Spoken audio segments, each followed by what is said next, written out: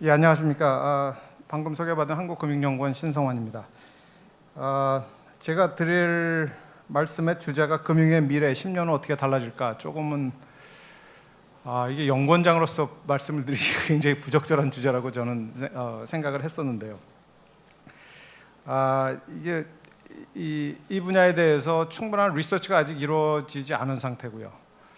그리고 10년 후라는 것이 굉장히 긴 기간이고, 그래서 미래학자가 말씀드리기 적합한 주제지 연구원장이 말씀드리기는 상당히 어려운 주제가 아닌가 생각을 했음에도 불구하고 말씀을 드리는 이유가 저희 연구원에 미래금융연구센터가 있습니다. 그래서 거기에 도움을 좀 받고 또 나름대로 제가 생각한 내용들 해서 간략히 말씀을 드리겠습니다. 제가 이제 드릴 말씀의 핵심은 미래의 기술의 발전에 따라서 미래 금융이 어떻게 될지를 우리가 정확하게 예단하기는 굉장히 어렵지만, 한 가지 분명한 것은 지금 현재 금융에 대해서 파이낸셜 서비스를 받고 있는 수요자들이 느끼는 불편함, 그리고 바램, 이런 것들을 충족시키는 방향으로 금융이 진화할 거다라는 측면에서 제가 말씀을 드리겠습니다. 4차 산업혁명은 방금 이 브래드 킹의 전체 스피치 자체가 4차 산업혁명에 관련된 것이었다고 보여지고요. 4차 산업혁명의 의미를 찾는다 그러면 결국 1차, 2차, 3차는 생산자의 효율성 증가, 생산의 효율성 증가에 맞춰진 반면에 4차 산업혁명은 소비자의 효용, 편익 증가에 초점이 맞춰져 있다라는 점에서 4차 산업혁명을 특징 지을 수 있다고 생각을 하고요. 그 결과로서 나타나는 것은 정보화, 또 자동화 등등이 여러 가지 ICT 기술, 그리고 AI, 또 모바일, 이런 것들과 결합되면서 우리 경제 활동의 비헤이비어 자체가 굉장히 많이 바뀔 거다 하는 측면에서 4차 산업혁명을 저희가 생각을 해볼 수 있을 것 같습니다. 이 그림은 2016년에 WEF, 다보스 포럼에서 제시된 그림인데요. 이제 과거부터 현재까지 왔던 이제 금융 산업에 있어서의 주요 변화들을 나타내고요. 왼쪽은 그래서 크레딧 카드가 나타나고, 그리고 결제나 송금이나 이런 것들을 보다 안전하게 할 수 있는 스위프트 시스템이, 메시징 서비스가 등장을 하고, 그 다음 잠깐 언급이 되었었던 ATM, 가장 큰 금융 혁신이라고 간주되는 ATM이 등장을 하고, 그 다음 예전에는 거래소에서 엄청나게 사람들이 막 시끄럽게 딜러들이나 이 브로커들이 거래소 안에서 굉장히 큰 소리로 서로 이제 거래를 하던 시스템에서, 지금은 이제 여러분도 아시다시피 이 증권거래소에 가면 굉장히 조용합니다. 이제 모든 게 다 전산화가 되고 자동화가 돼서, 그래서 일렉트로닉 트레이딩 시스템이 등장을 하고, 그리고 이제 드디어 디지털 뱅킹이 등장을 하는 지금 현 시점까지 이제 그렇게 진화를 해왔다고 보여지고요. 이제 향후 현재에서 미래가 이제 어떻게 변할 거냐 하는 부분은 우리가 지금 현재 상태에서는 예단을 하기 굉장히 어려운데, 키 테크놀로지를 이제 제시한 것을 보면 바이오매트릭스, 즉 신체 정보를 계량화해서 측정하는 그런 기술, 그리고 클라우드 컴퓨팅, 또 코그니티브 컴퓨팅, 그리고 디스트리뷰티드 레저 테크놀로지, 이제 블록체인과 같은 것들을 의미하죠. 그리고 머신 러닝, 즉 AI를 의미하는 것이고요. 그리고 퀀텀 컴퓨팅, 컴퓨팅의 속도를 현재히 증가시킬 수 있는 퀀텀 컴퓨팅이라든지 로보틱스라든지, 이런 것들이 이제 미래의 금융 산업을 변화시킬 수 있는 핵심 테크놀로지가 되지 않겠느냐라는 형태로 제시가 됐었습니다. 그런데 과거에서 현재까지의 변화를 봤을 때 이제 아까 앞서 잠깐 브래드 킹도 잠깐 언급을 했듯이, 폴 보커는 이제 금융산업의 혁신, 진화를 상당히 폄훼를 해서 ATM이 거의 유일한 금융 혁신이다라는 정도까지 얘기를 했는데,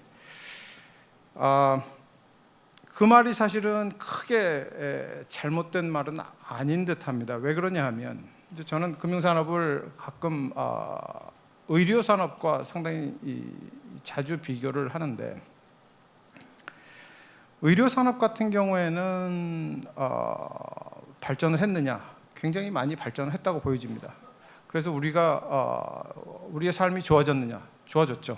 굉장히 좋아졌습니다. 우리 평균 수명도 늘어나고, 그리고 이 의료 서비스에 대한 접근도도 증가하고. 그럼 금융산업은 발전을 했느냐? 발전을 역시 했습니다. 그러면 금융산업이 우리에게 편의를 준 것은 무엇이냐를 보면 결국에는 금융 서비스에 대한 접근도를 현저히 제고시켰고요. 그래서 아까 첫 번째 기조연설에서 얘기했던 대로 아프리카나 이런 데서는 이제 금융의 접근도가 현저히 제고되고, 모바일 여러 가지 기술 발전 덕으로, 그리고 ATM 역시 여러 가지 금융 서비스의 접근도를 현저히 제공시키고, 인터넷 뱅킹 이것도 금융 서비스의 접근도를 현저히 제고시켰는데, 그러면 이런 금융산업의 현재까지의 변화가 우리의 합리적인 금융 활동을 도와준 것이 어떤 측면에서 도와줬느냐를 보면, 우리가 합리적인 금융에 대한 의사결정을 하기가 훨씬 더 쉽고 편하게 만들어줬느냐? 그거는 아닌 것 같습니다. 예를 들어서 병원에 가서 어떤 점검을 받고 치료를 받을 때, 이제 우리 신체에 대해서 내가 뭐가 아프니까 뭐를 어떻게 해야 되겠다라고까지 이 굉장히 해박한 의료 지식 없이도 병원에 가서 의사를 믿고, 의사를 믿는다는 얘기는 이제 그 의사가 충분한 능력이 있느냐, 그리고 그 의사가 나를 위해서 치료를 하는 것이지 병원이 돈을 벌기 위해서 치료를 하는 것이 아니다라는 믿음을 갖고 내가 의료 서비스를 받을 수 있겠느냐를 보면 100%는 아니지만 어느 정도 그럴 거라고 생각을 합니다.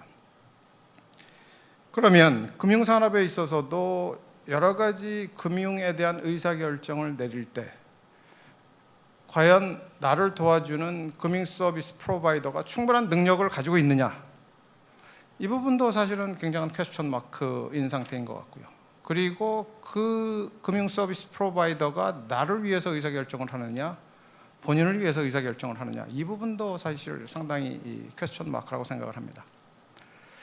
그래서 결국 이제까지의 금융산업의 발전은 우리에게 금융 서비스에 대한 접근도 측면에서는 많은 도움을 주고, 편의성 측면에서는 도움을 줬지만 실제로 우리가 합리적인 금융 의사결정을 내리는 데는 큰 도움을 못 주는 방향으로 진화를 했고, 결국 이것이 금융산업이 미래에 발전할 방향이 아닌가 이렇게 생각을 합니다. 그래서 이 6개 분야는 이제 WEF에서 편의상 분류한 분야이기 때문에 각 분야에 대해서 지금 현재 우리가 갖고 있는 금융 서비스에 대한 아쉬운 점, 그리고 우리가 생각할 수 있는 금융 서비스에 대한 미래 방향들을 제시해 놨는데요. 이것들을 하나하나 말씀을 드리도록 하겠습니다. 우선 지금 현재 핀텍이라고 하는 것들이 가장 빠른 속도로 발전하고 있는 것이 이 지급 결제 분야입니다. 그래서 뭐 당연한 얘기지만 조금 더 간편하고 안전하고 그리고 스마트하게 지급 결제가 가능할 것이냐, 이 방향으로 지금 굉장히 많은 이 시도들이 이루어지고 있고 많은 회사들이 창업이 되고 있는 그런 상태인데요. 안전하고 스마트, 안전하다는 얘기는 결국 여러 가지 인증 시스템 쪽을 얘기하는 것이고, 그리고 간편하다 하는 것은 뭐 삼성페이, 애플페이 등등 이런 일종의 이제 지급 결제의 방식. 네, 여기서 이제 조금 더 진화를 한다 그러면 아마 스마트하게 쪽이 아닌가 싶습니다. 그래서 결국 지급 결제도 결국 투웨이 커뮤니케이션이 되는 방향으로, 그래서 어떤 지급 이 소비에 대한 의사 결정을 내릴 때 상대편, 예를 들어서 대상으로부터도 저한테 인포메이션이 오고 제 정보만 저쪽으로 가는 게 아니고, 저쪽에서 예를 들어서 제가 있는 뭐 그 지역에서 제가 원하는 그런 이 상품을 구매한다고 치면 상품들에 대한 굉장히 다양한 정보, 그리고 뭐 이런 것들이 이제 저에게 제공이 되는 투웨이 커뮤니케이션 쪽으로 진화를 할 거라고 생각을 하고요.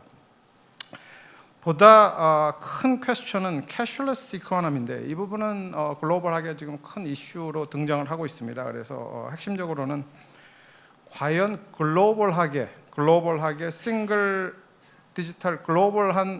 싱글 디지털 커런시가 출현할 수 있을 것이냐 하는 게 큰 퀘스천 마크입니다. 물론 각국은 지금 정부 차원에서도 디지털 커런시를 연구를 하고 있고 디지털 커런시를 발행을 할 것을 검토를 하고 있는 이 국가들이 몇 국가가 있습니다. 미국도 그렇고 캐나다도 그렇고. 그래서 정부 차원에서 디지털 커런시를 발행하는 것을 검토를 하고 있는 경우는 있는데 정부 차원의 디지털 커런시라는 것은 그야말로 그냥 그 나라의 통화를 디지털 커런시로 대체하는 것이고요. 지금 이제 이 질문은 예를 들어서 제가 미국이나 인도네시아나 싱가포르를 갈 때 제가 아무런 돈 한 푼 없이 제 자신과 제가 캐리하는 핸드폰이나 이런 것들만 가지고 나가도 전혀 불안감을 느끼지 않겠느냐.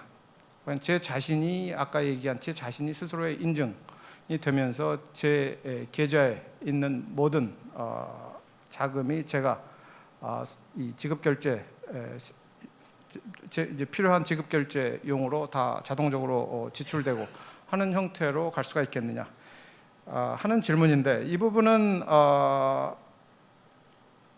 아직 확실한 답을 하기가 굉장히 어려운 상황인 것 같습니다. 왜냐하면 비트코인 같은 경우 이제 저는 일종의 사이버 골드라고 표현을 하는데 사이버상에서 우리가 캐는 골드가 비트코인인데 이제 골드는 여러분 골드를 생각해 보시면 아시겠지만 골드는 가격이 굉장히 변합니다.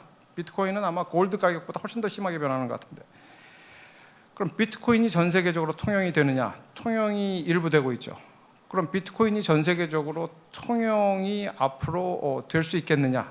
비트코인만 있으면 모든 비트코인이 되든 아니면 비트코인과 비슷한 형태의 디지털 커런시가 되든 이 전 세계적으로 통용될 수 있는 싱글 디지털 커런시가 출현할 수 있겠느냐? 이것들은 이제 각국이 이 비트코인을 예를 들면 비트코인을 어떻게 규제하고 비트코인에 대한 세제를 어떻게 처리를 하고 하는 여러 가지 각국의 어프로치에 따라서 달라질 것이기 때문에 그런 부분들에 대해서는 저희가 좀 봐야 될 것 같고 과연 만약에 비트코인의 사용이 보편화된다 그러면 언제쯤 보편화될 거냐 하는 부분도 상당히 불확실한 상태다라고 말씀을 드릴 수가 있겠습니다.